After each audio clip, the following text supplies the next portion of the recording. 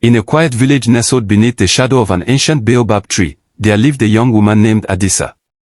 She was known not for her beauty, though her eyes glistened like morning dew, nor for her wealth, for she owned little. Instead, she was known for the way she carried herself, graceful yet humble, with a heart so generous that even the elders often marveled at her spirit. Every dawn, Adisa would rise before the roosters crowed, walk down to the stream, and fetch water not only for her home but for the widows too weak to carry their own. If someone was hungry, she shared her food, even when she had little to spare. And though her kindness was abundant, whispers often followed her like shadows. She gives too much of herself, the women muttered. No one is that selfless without wanting something in return, the men said. But Adisa never answered such whispers. She believed the baobab tree taught her silence, for it too stood tall for centuries, listening but never speaking, giving shade yet never asking for thanks. Then one market day, strangers arrived, 3 wealthy traders from faraway lands. They declared they sought a woman to honor with a gift so great it would change her destiny. Yet their words stirred confusion, for they did not say what they were offering, nor why they sought this woman. The village buzzed like a disturbed hive. Every girl adorned herself, believing she might be chosen. Some painted their faces with ash and red dye, others braided their hair in elaborate patterns, and many whispered charms to the spirits for favor. But when the strangers arrived, their eyes fell not on the adorned maidens who had spent hours preening, but on Adisa, barefoot, carrying a calabash of water for an old widow. The crowd gasped. A sharp voice cut through the air. Ha! But she is nothing. She is no different from a wandering prostitute who sells herself for the approval of others. Why choose her? Adisa froze, the calabash trembling in her hands. She was not a prostitute, nor had she ever sought to sell herself. But the laughter that followed pierced her heart. She wished, for a fleeting moment, that she had hidden that morning instead of walking under the hot sun to serve another. Yet the strangers only smiled, exchanging knowing glances. One of them spoke softly, "She is the one." And with that, the whispers of the baobab grew louder in her spirit. Something greater was unfolding, though Adisa could not yet see it. The day after the strangers declared Adisa as their chosen one, the village awoke in turmoil. The young maidens gossiped in bitter tones, while the men shook their heads in disbelief. How can they bypass daughters of chiefs and warriors for her, one elder spat. She has bewitched them, another muttered. Adisa herself did not understand. She had no charms, no secret potions, no beauty so extraordinary to captivate wealthy travelers. All she had ever known was service, to her neighbors, to the land, and to her people. Yet the traders remained firm. They approached the village square, carrying with them a large wooden chest bound in iron. Its weight was so great that even 2 men struggled to place it on the ground. Murmurs rippled through the crowd. "This chest will not be opened until the chosen woman completes her journey," said the eldest trader, his voice like thunder. "And the one chosen is Adisa." Her knees weakened at the sound of her name. She wanted to refuse. To stand before the crowd, who now looked at her with contempt, made her heart heavy. Yet something deep within urged her not to walk away. The chief of the village rose from his stool, his leopard skin robe swaying with authority. He frowned at the strangers. Why her? They are maidens of noble birth, daughters of the soil, fit for honor. Why would you shame us by choosing this common girl? The eldest trader bowed slightly, but his eyes gleamed with mystery. Because the eyes of men see the outside. But the eyes of destiny see the heart. The crowd erupted in shouts and protest. Some accused Adisa of selling herself to the strangers, while others whispered darker things, that perhaps she was cursed, and the gift would bring ruin. Adisa stood silent, her gaze fixed on the baobab tree that towered in the distance. She remembered how, as a child, she once asked her grandmother why the baobab grew so wide. Her grandmother had smiled and said, because it gives more than it takes. The more it gives, the stronger it becomes. So she stood, rooted in silence, like the tree. The traders then turned to Adisa. If you accept, you must follow us beyond the river, to where the forest thickens and the spirits walk. Only then will the chest be opened, and your destiny revealed. A shiver ran through the crowd. The forest beyond the river was feared, many had gone there and never returned. Adisa's lips trembled. To step forward was to invite danger, suspicion, and perhaps death. To step back was to live forever under the whispers that already clung to her like shadows. Slowly, she lifted her chin. I will go. The gasp that escaped from the crowd was sharp, like the hiss of a snake. From that day, she was no longer just Adisa, the servant-hearted maiden. She was Adisa, the one chosen, though no one, not even she, yet knew why.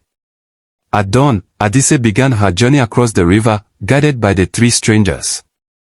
The villagers gathered at the bank, some sneering, others murmuring prayers under their breath.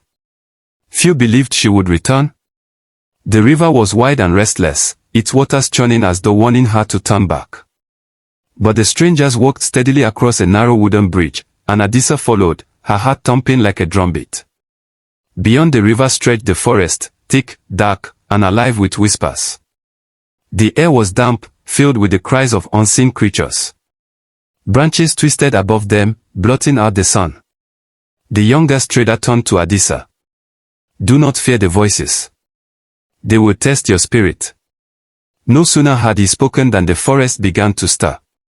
Shadows danced along the trees, taking shapes of men and women Adisa once knew.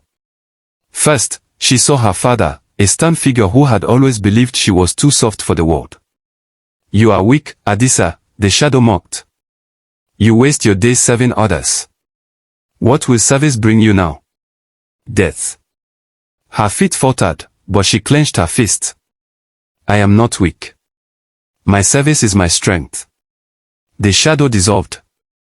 Next came the figure of a woman she once called friend, who had turned bitter with envy. You are nothing but a pretender. They only chose you because they pitied you. You will never be enough. Tears welled in Adisa's eyes. Her chest ached with doubt, but she remembered the baobab, wide, unshaken, enduring. I am enough, for I walk the path meant for me, she whispered. Again, the shadow melted into mist. The deeper they went, the louder the forest grew, each whisper clawing at her heart. But with each step, Adisa answered with courage, until the forest quieted, as though acknowledging her strength. Finally, they reached a clearing where the moonlight poured like silver. At the center stood a stone altar, carved with symbols older than memory. The great chest was placed upon it. The eldest trader spoke. Here is where the truth will be revealed. But only if your heart is found worthy. Adisa's breath caught. For the first time, fear gripped her, not of death, but of the possibility that all she had endured might prove meaningless. She knelt, pressing her palm against the cold stone, and waited. The chest began to tremble, its iron bindings groaning as though alive. And then, a voice, deep and resonant, filled the clearing. Adisa, daughter of the soil, servant of hearts, are you ready to carry the burden of light? The traders bowed low, their faces lit with reverence. Adisa's lips parted, but no words came. Was she truly ready for what was to come? The air in the clearing thickened as the voice echoed through the forest. Adisa's knees trembled, and her heart raced like a drum summoning warriors to battle. The chest rattled violently until its iron bindings snapped one by one, falling to the ground with a clang that shook the trees. Slowly, the lid creaked open. A radiant glow spilled forth, brighter than fire, yet gentle like dawn. Inside lay no gold, no jewels, no treasures of men. Instead, there rested a simple clay lamp, cracked, old, and unimpressive to the eye. The villagers who had secretly followed gasped in disappointment. All this for a broken lamp, they scoffed. She has been tricked. But the traders bowed their heads deeply, and the eldest turned to Adisa. This lamp is no ordinary vessel. It carries the burden of light, a gift that reveals the truth of men's hearts. But it is also a weight, for not everyone desires truth. Some will hate you for carrying it. Adisa stared at the lamp, confusion clouding her mind. She had expected something grand, something that would silence the whispers of shame. Instead, she was being asked to carry an object that seemed useless. Why me? She whispered. There are those wiser, stronger, richer than I. Why not choose them? The youngest trader smiled faintly. because the lamp does not belong to the proud. It chooses the one whose heart gives without seeking, whose spirit bends but does not break. It chose you. As Adisa reached for the lamp, the glow surrounded her, warm and weightless. Yet the moment her fingers touched it, she felt a heaviness settle in her chest, as though the sorrows of many had been poured into her soul. Tears slid down her cheeks, unbidden. From the crowd, a bitter voice rang out. You see? She weeps already. She is too weak for this burden.